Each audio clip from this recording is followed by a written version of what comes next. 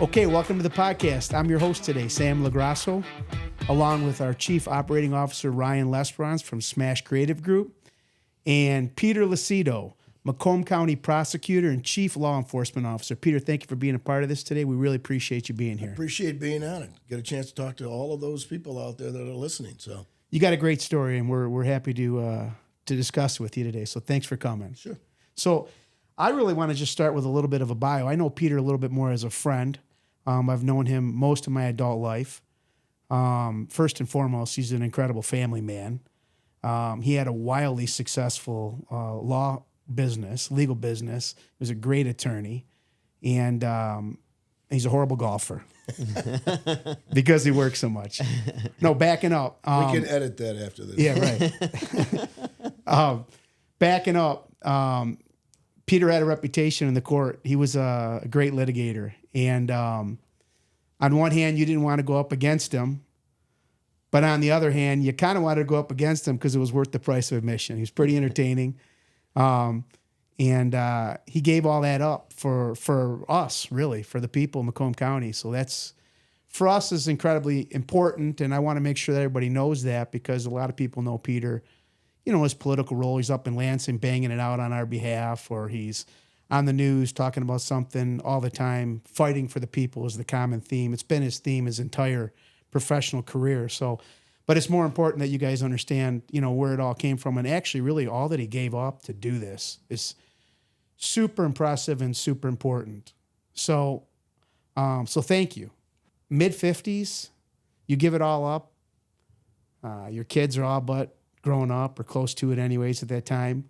Your friends are semi to completely retired, having breakfast, traveling all over the place. And then you say, I'm going to go into politics. I'm going to Lansing. Yeah, I'm going to go get my butt kicked in Lansing. I'm going to do a job, not get a job. I already had a great job. Right.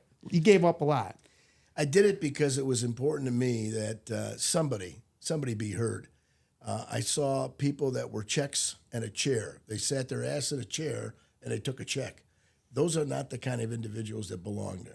These were government people from the time they got on city council or some kind of municipal government, a county commissioner, to up in the state house as a representative as well as a senator.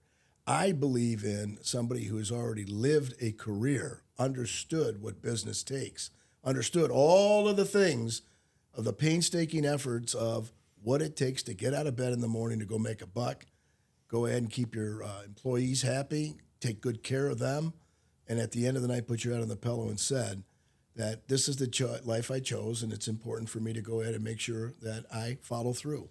I got to back you up. I have to tell you something that I never told you before. So in my early 20s is really when I got to know Pete a little bit, and I would hear people talk about, you got to listen to this guy litigate. He's incredible. So I snuck into the courtroom a few times. Now, I didn't need an attorney. I didn't have any legal troubles, but I wanted to hear you speak because I wanted to hear how you communicated, because I felt like maybe I could pick something up from it for my business career as I was building a business, and communication is huge in anything and everything, right? Always. So on three different occasions, I snuck into the court to listen to you talk, and I promise you that, I never told you this, but I promise you that I took nuggets out of that that I use today. Certainly don't have the same energy as you, but the way that you communicate is very impressive. It's not accepted by everybody, but it's certainly impressive, and certainly it is productive. So I appreciate that. I wanted to thank you for that too, because I never told you that. You're welcome, but I didn't have you understand, and at the time I didn't even know that you were in the back. Yeah, I never told you. It's important for lawyers to understand that there is lawyers that are needed for all assets of people's lives. It could be real estate, it could be contracts, it could be employment.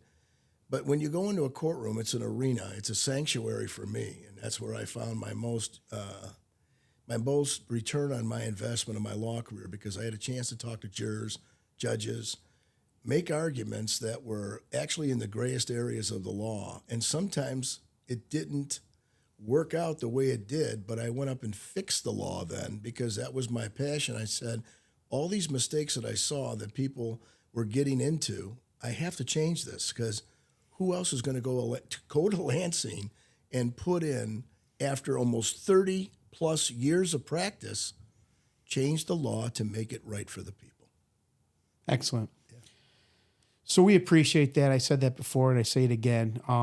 You do a great job for Macomb County. I think the majority of the people respect and appreciate that, and so thank you. You're welcome. I want to talk about what you got going on with criminal reform. Yeah. This is something that it's important to me. You know, I say that this is my passion, Sam. Yeah. I mean, I went to Lansing, and I started bringing up as many criminal justice reforms because of the arena or the space that I practiced in, which was criminal justice. It's not just unless somebody has the same resources on both sides of the equation, which means the prosecutor has at their disposal every expert, every engineer, every law enforcement laboratories. On the opposite side, it's like you have somebody in shackles that's in a jumpsuit, orange, and they don't have but that lawyer to guide them through the legal system.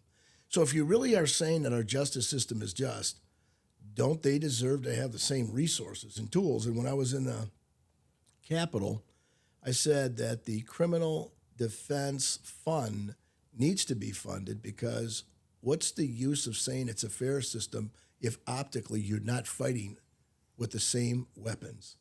And as a result, we put the money in there, and now the criminal defense lawyers that represent the indigent, the ones that can't or don't have the resources, they have now the resources to fight in the same fashion. I know that seems crazy coming from a prosecutor, but the realistic is if a justice system is supposed to be fair, it is supposed to be balanced, like you see Lady Justice, and it is supposed to be transparent because you give everything as a prosecutor to the defense lawyer of why it was that the prosecutor brought the charges. So this is just another overhaul that the system needed, which was we're closing prisons, which is a good thing. We're closing prisons because we're not having the same population because we found alternatives with the specialty courts, the Veterans Court, the Substance Abuse Court, the Mental Health Court, which everybody knows that there's a mental health epidemic out there, and the Sobriety Court, people who drink too much. I now just recently introduced what's called the Family Child Support Court, which means I want to give individuals that have to support their child, because it's my job as the prosecutor to establish paternity, that means find the fathers, and to go ahead and establish a support amount. Well, if the individual doesn't have a job, I connected with Michigan Works to get them a good paying job immediately so that they can maintain their obligation. Sam, I don't know if you've heard, but Michigan is $5.6 billion with a B in arrearage in child support. Macomb County is at $312 million, and Oakland County is right in par. Go to Wayne County, it's $3.5 billion with a B in arrearages. When are we going to make any progress? It just keeps going up. So as my job description says, you have to establish paternity because they're going to use resources from the state to take care of their kids. Well, I know you have kids, I have kids, and as a result, Ryan has kids sitting here. We are taking care of our obligation under moral, but it's a legal obligation. When you go and have resources taken from the state, the taxpayers, we have to get the individuals back to work somehow and make them accountable. I don't think it's fair, and I think we're in a bubble that's going to burst. Would you say it's largely fathers, just deadbeat fathers, gaming the system? Or right now, I can say with certainty, mothers are working two jobs, and it's not just mothers, but they're working two jobs. Grandmas and grandpas are stepping in like they never have before, which is losing their gold for their golden years just to take care of their grandkids. Yeah. And the last thing is, which I think is ridiculous, when mom's away to try to take care of her own babies, the children become street families where they get in trouble. And that's what I don't like. Yeah. Our moms were home most of the time. Right. And some worked, but they were home to teach us the rules and smack us in the face if we didn't do things right. Right. But today, if they get involved with the street families, they end up in criminal activity. So the government's interference is really creating a lack of accountability, essentially, is what's happening, because these fathers aren't stepping up and the government's picking up the tab. We're picking up the tab, essentially. The taxpayers are putting their dollars on the state. taxes, and when that happens is our state budget, if you go look at it, everybody, is almost $80 billion. $80 billion in the state. Yeah. Of that money, $38 billion are DHHS, Department of Health and Human Services, that take care of those that can't take care of themselves. Now, if a father or a mother is on DHHS or on Social Security disability, they can file and the child will get a stipend. That's the law. And it comes from the federal government, won't affect the state budget. So if everybody's out there and wants to get that DHHS money, that's our tax dollars. But let's look, if you're disabled and you can't work, I'm not going to have anybody forced to work that can't do the job, but we'll get your kids on Social Security disability. You need to just apply. And only, you might have a fractured relationship with the mother or the father, or maybe a broke relationship, but the kids only get one childhood. Don't cheat them out of it. Right. So in a sense, the government's doing what they're supposed to do in terms of they're helping children because children come first, but they're almost putting a Band-Aid on something that needs surgery. The real problem is dads need to take care of their kids. They need to take care of their families, and there's no accountability there. So the government should step in and say, this is what really needs to be done. It's not on the taxpayers. And if need be, we got the kids because the kids come first, and that's important. But that's a big job. Judges don't have the resources, the tools. The front of the court, they're overloaded with, like I said, $312 million in arrearage. When they get arrested, all I want is compliance. I don't want any felony convictions. Let's just get them a job, and then you hold the keys of whether or not you're going to have the felony conviction. If you don't go to work, you don't get up in the morning like all of America's doing, right? Okay, and you don't take care of your obligation under the law. This isn't not only a moral obligation that I feed my kids, clothe my kids, and take care of them until their 18th birthday, but it's also a legal obligation, and I'm charged with the duty as chief law enforcement official to go out and give the best chance I can to those children by establishing who the father is by way of a DNA test in my office and then setting the child support amount. As I understood it, if you have an obligation to child support, then your employer's put on notice and it's drawn right out of your paycheck. That's right. Income withholding order. So you're saying a lot of these people aren't working. Well, it's funny when you ask them, okay, so we're going to set you up tomorrow with Moonroof on Grospec, and you're going to go there and start at $18.50 an hour, and you're going to start at 8 o'clock and work till 5 o'clock with an hour lunch. Well, wait a minute. I got to go to my roofing job. Well, wait a minute. You told us you weren't working. Right. So, I mean, it's either... So they're working under the table. There you go. They're working to avoid their obligation. And that's the so other bad. parent is on the DHHS dollar, which is they're getting the support from the state of Michigan. Right. From you, from me, from Ryan. From everybody listening out there. I don't think you want to raise other kids that aren't yours. Right. And God bless those individuals that have to raise those kids. Sure. But at the same time, we are going deeper and deeper into debt on this. And something has to be done. Doing nothing is not an option. That's when everybody's going to have a collapse. Right. They say there's two types of people in this world. There's people that go out and break the law. They're criminals.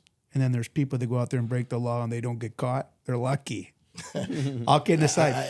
But if everybody realizes that anything over $5,000, it has to be $5,000 or more is a 4-year felony. Yeah. So if you don't pay, and $5,000, it catches up with you. I mean, what's it cost to raise a kid today? Go look. But it's a way the child is being raised. If the mother or the father that has custody of the child doesn't get the resources, then the kid grows up as he's handicapped already on this deal. Yeah. And he's also being cheated out of his childhood. Right. And I won't stand for somebody who does nothing.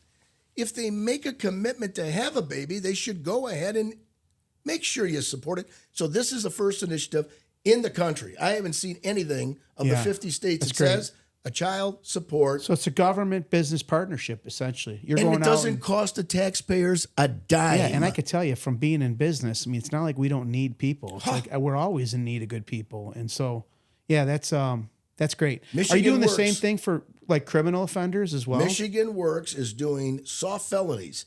Yeah. We can get them to work. So I don't want to hear, I got a felony conviction, they won't hire me.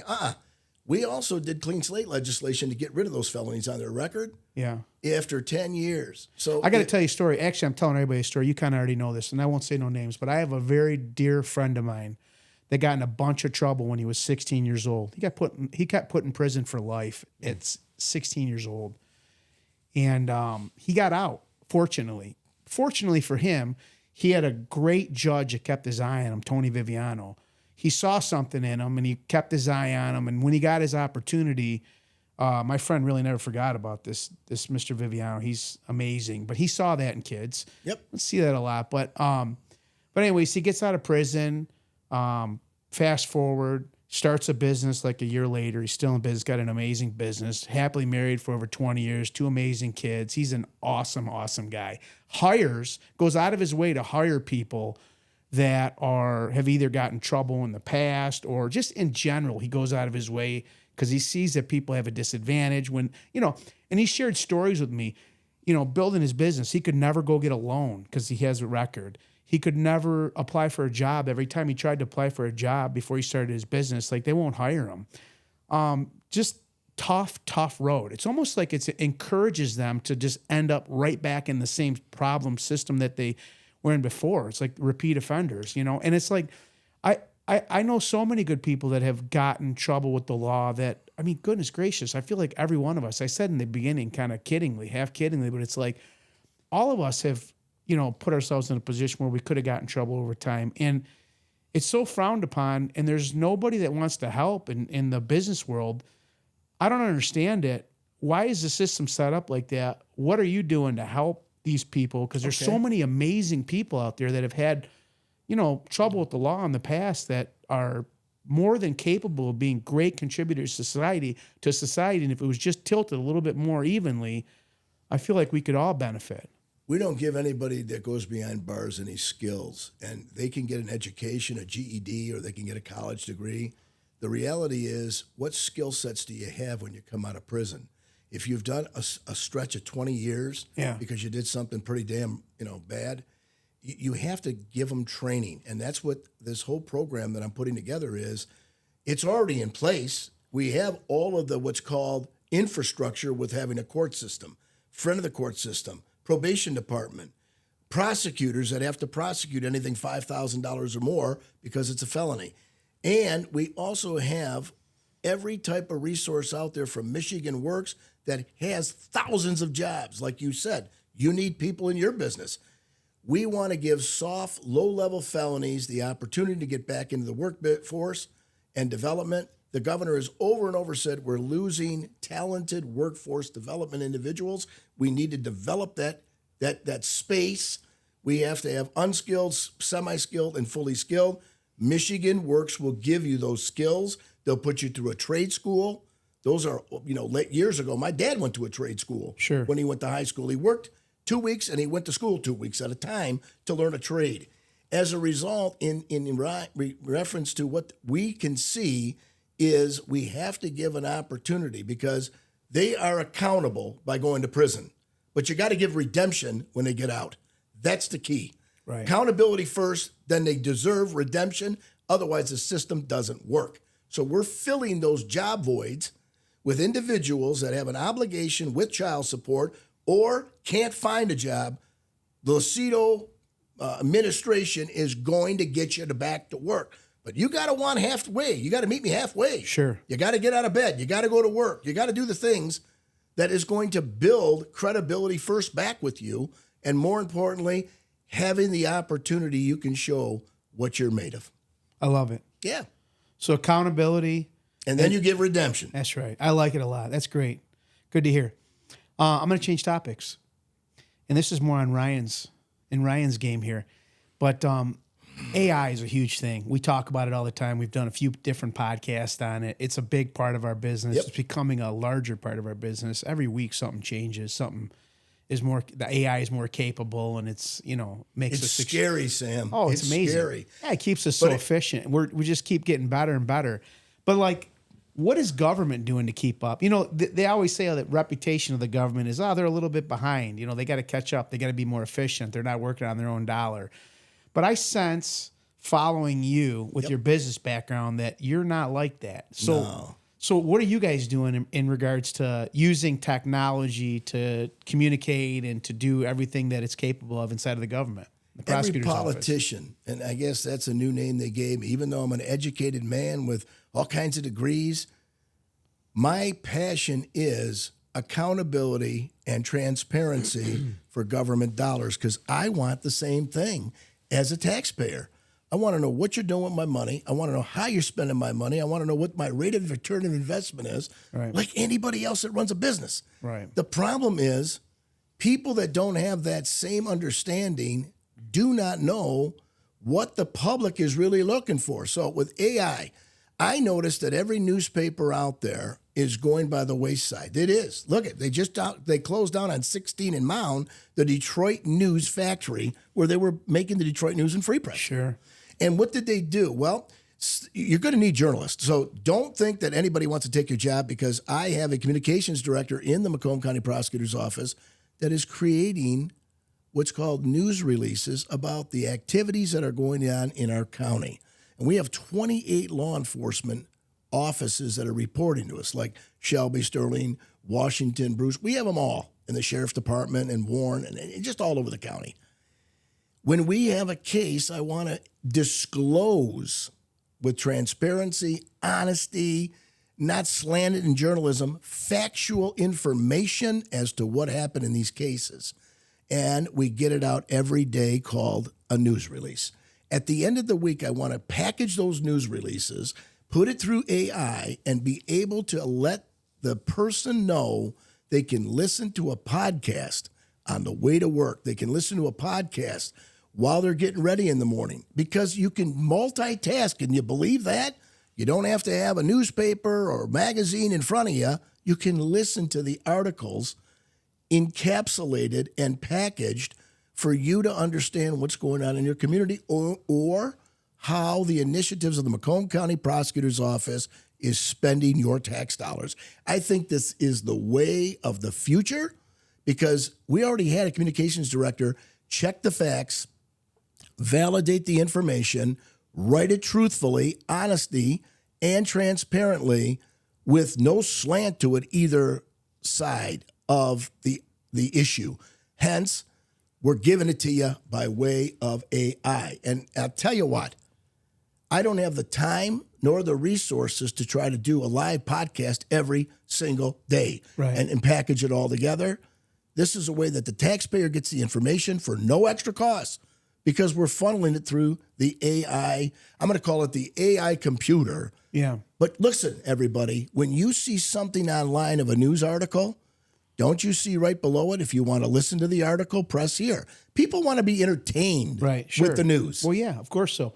So basically what you're saying is X amount happened in the county last week. This guy got shot. This guy got arrested for shoplifting, blah, blah, blah, blah, blah. There's probably hundreds of cases that are newsworthy, or there's a file to that case every single week. Every week. And as opposed to being influenced by someone's opinion, because we are influenced by people. You just said it. I like you. When you talk, I want to listen to you. Someone else might not like you. They might like this guy. They're influenced by his opinion. But you're basically saying, here's a file. This is what happened. AI scrapes the file, puts the facts out so that there's more government transparency. Not only that, but like people know what's going on in their community. I want to know. Oh, there's a problem. Yeah. My wife went to Target last week and someone got kidnapped in the parking lot. And now, like, you know, there's not an open investigation. There's no reason why the people should know about that. It's a safety concern. But there's also, that story shouldn't be manipulated in any way, shape, or form also. There's a fact of files. So you guys are using technology for transparency, for efficiency, to get rid of all of the inconsistencies in the story. That's huge. Why not give them the facts with the information to protect themselves and put them on guard in their own community? Right. I think every law enforcement agency in every single municipality It's huge. is going to use this to talk about community policing and what we have going. Right. And guess how much it costs the taxpayers? Zero. Yeah, right. So where can they find this information? Is it on your podcast? We have just launched our first podcast this week. Channel 2, Channel 4, Channel 7 is all into this, saying, here's a man that's using existing resources as it relates to a communication director that puts out the press releases for the public, Yeah. and the newspapers and the TV, everybody, but also now takes that and regurgitates it into a podcast for encapsulating the entire week of what's going on in law enforcement, in the Macomb County Prosecutor's Office. That is huge. Can I say something? Because Yeah, I want to of course make so. sure people understand what you're actually doing. Like, Pete's not taking these press releases and just having some computer just regurgitate it in a more compact version. You said something like they want to be entertained. So he's actually taking the stories and actually having two people talk as if they're on a podcast or a radio broadcast. Right. Talk back and forth about the stories. So it's not just listening to it like as if you're reading it. Right. You're being entertained with the banter back and forth of these two characters talking about what happened that week in Macomb County. 100%. And also the initiatives of our press releases of things that we're doing outside the box, which no law enforcement has ever come up with. And we check the entire state records about AI in a prosecutor's office, and it's not there. And I suspect that real soon, every part of government is going to pick this up and said, he's right. Yeah. The payer needs to know or deserves to know. Yeah. They're paying for it. Right. And I can tell you, someone that's like completely exhausted by the news, we listen to like, oh, he listens to CNN, he must think this way. Oh, he listens to Fox News, he must think that way. It's like, and then all of a sudden, like nobody trusts anything, right? And how can we live like that? I mean, we rely on our law enforcement to keep us safe. So when you're getting information that's opinionated and not factual, it's a problem, and it's a bigger problem every single day. So I think this is huge. So it's the Pete's podcast. Is that what you said? I call it Prosecutors Pete's Podcast, but why not just call it Pete Lucido's Podcast and be done with it? There you go. All right, there it is. I don't know. We're going to find a name. If any viewer out there. So for now, it's the Pete Lucido podcast. Tune in, get all the facts. Prosecutor Pete Lucido. Okay, that's awesome. So Pete, listen, we appreciate your time. We know you're busy. We thank you for your time. Thank you for letting everybody know what's going on. Thank you for your efforts and everything that you do for the county of Macomb. With that being said, what else do you want to talk about that's important to you? Because I know you're a busy man. You got a lot going on. I just don't want to cut you short, but I want to afford you the opportunity. That was what we were interested in. What else are you doing that's super important as far as you're concerned? Right now in the prosecutor's office, we had to clean out a mess that occurred. There was indictments. There was charges. Those individuals were convicted, and certain individuals were used as government witnesses to go ahead and testify against individuals. You remember, everybody, this is the third largest county in the state of Michigan. This is supposed to be the most trusted office of government when you're bringing charges against somebody. So by having my skill and at least the knowledge of what I learned from Lansing, I brought that in after 30 years plus of practice, and I wanted to make sure I cleaned this mess up. And believe you me, it's clean. I've got a structure in force right now that everybody knows where they're supposed to be, where they're supposed to go. Hey, they're doing great things now, and we have advanced with national awards for counties. This stuff doesn't come easy. It comes with work. But I always believed in if you plan your work and work your plan, you're a success in any business you do. Do that again. Plan your work first. And work your plan. You hear that? That's great. You know why? It's important to do a blueprint that you know is going to sustain the volumes of what you want to produce. I love my job. I love this county. I was homegrown, born in Macomb. Yeah. I'm one of 8 children that were raised in St. Clair Shores. We all went to that same school, St. Isaac Jogues, right around the corner. And I had these beautiful nuns that taught me a lot about life. At the end of the day, I don't want to go anywhere. I want to commit myself to a county that I think will prosper and grow with the right leadership and the right initiatives to look and forecast the future. And that's important to me right now in the prosecutor's office because my whole life as a probation officer, parole officer, public defender in Wayne County, then my private practice for over 30 years before I went to the Capitol and became a House member and a senator. What better person to put at the helm that already knows the opposite side of public, what's called criminal justice? Bring it on home and make sure that the system is fair, open, honest. We have body cams. We got car cams. We've got technology today that we never did, DNA. Those things are important. So we did have a DNA division and a conviction integrity to make sure that those convictions have integrity and they're just not cheating the people out of their rights. Yeah. It's the best way I can say it without getting pissed off. Yeah. But also, I want hate crimes because Macomb County is the most diverse county. It has a melting pot of national origins in this county: Albanian, Yugoslavian, Chaldean, Hmong, Bangladeshi. You say it, I know it, and it's Right. there. And we need to be assertive of their culture. We need to know. Yeah. And then my scams program I'm most proud of, protecting our seniors, making sure that our seniors understand you made your gold. I want you to keep your gold.